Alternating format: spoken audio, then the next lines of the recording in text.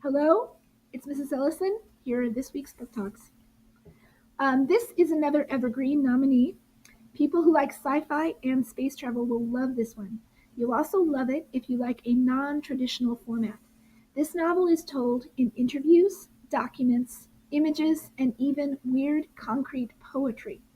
Here's the story. Our two main characters used to live on a planet where a colony of Earth had a mining operation. This planet was bombed into oblivion right before the novel started. They are now refugees on a spaceship that is limping towards civilization and is being chased down by the group that took over the planet. At least that's what we think is going on. You will start to realize that some of these documents may be lying to you. It's very hard to figure out what the truth is. These authors have also already published a sequel. The next few are in the news for lots of different reasons.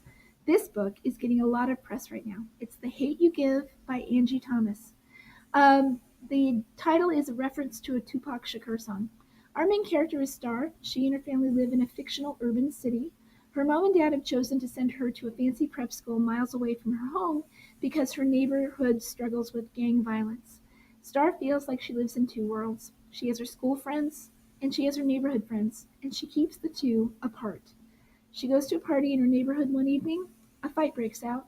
She leaves the party with one of her oldest friends, Khalil. As they are headed home in his car, he gets pulled over by a cop. Khalil winds up being shot and killed by the officer, and Star is the witness. What happens after this is what makes this novel so remarkable. It's very much worth reading. This in the news is because we have a new winner of the Nobel Prize for Literature, and it is Kazuo Ishiguro. In my opinion, this is a great call on the part of the Nobel Committee. I'm recommending reading Never Let Me Go to you, and we have multiple copies. All you know at the beginning of this novel is that our main character is a girl who lives in a boarding school in England, and their curriculum is not all that rigorous. And none of them have families to go home to on breaks. You soon learn that there is something very special about them and that they have a purpose in society. A somewhat chilling purpose. There is a movie. I'm not recommending the movie. Ishiguro's most recent novel is The Buried Giant. One of your English teachers might have read it. See what they think. I have two suggestions about North Korea. This one is nonfiction and is the true account of a young man from North Korea who managed to escape. At the beginning of the book, he lives in Pyongyang and is the son of a well-off officer in the North Korean army.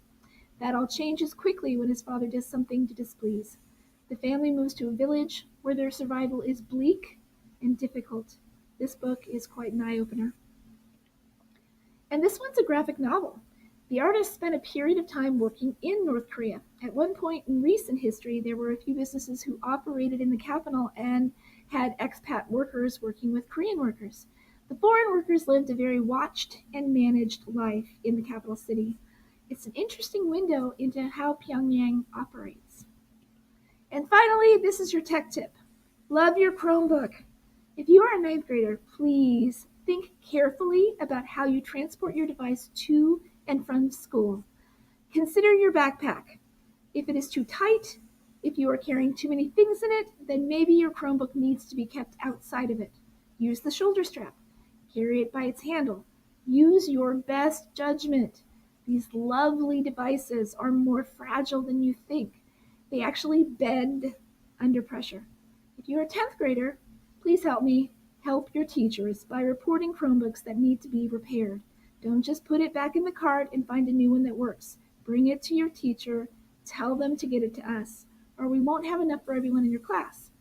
As always, we are here to help you out in the library, so come see us. Thanks.